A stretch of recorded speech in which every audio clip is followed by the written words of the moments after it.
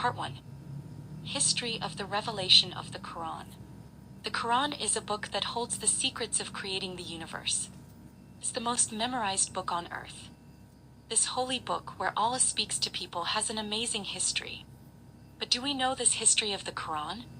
How did it begin? What steps did it go through? And how was it made into a book and reached us today? At that time, Rasulullah Shallallahu Alaihi Wasallam was 40 years old. From the first verse to the last, we now take a step together into the 23 years divine journey of the Qur'an, to learn the mystery behind this journey and the story that came to us. Now listen carefully. Before we start, we kindly ask you for one thing. We work very hard as our full efforts to make these videos and share them with you. We only ask you to subscribe, follow to the channel, and like the video. If you are ready, let's begin. In the year 610 century, in the month of Ramadan, on a Monday night, the night of Laylat al-Qadr, it was the night when the Qur'an would be sent down from the preserved tablet al-Law al-Mahfuz to the heaven Bayt al-Izza. And from the heavens, the first verse would meet our Prophet, Rasulullah Shallallahu Alaihi Wasallam. The 18,000 worlds and all the angels were waiting for this day. The Qur'an describes this night in Surah Al-Qadr chapter 97 as being better than 1,000 months.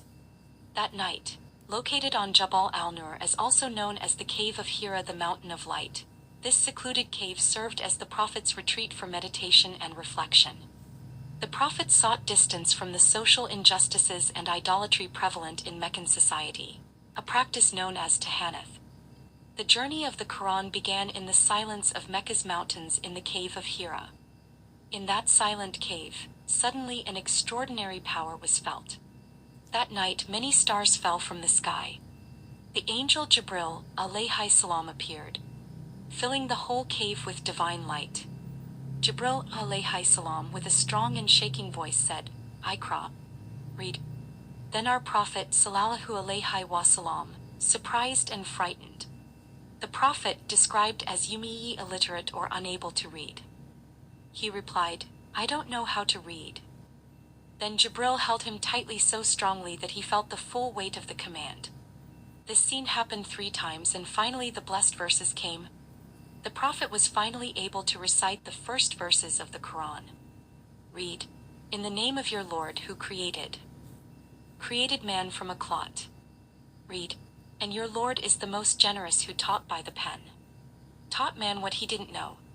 Surah Al-Alaq 96 chapter 1-5. Our Prophet, overwhelmed by the revelation, he ran out of Hira and started rushing home. On his way home, whichever tree, stone, or animal he passed by, he heard them say, "As-salamu alayka, ya Rasulullah." His state of shock and faintness grew stronger. When he looked up to the sky, he saw Jibril alayhi salam in his true form. For the first time, when the Prophet Muhammad arrived home, he immediately asked Khadijah to cover him, and she tried to calm him. When he felt calmer, he told her what had happened. His wife, Khadijah bint Khuwaylid, comforted him by affirming his excellent character, truthfulness, trustworthiness, intelligence, generosity, honesty, al-amin, kindness, and assuring him that Allah God wouldn't forsake or disgrace him. A pivotal event where she became the first person to believe in his prophethood.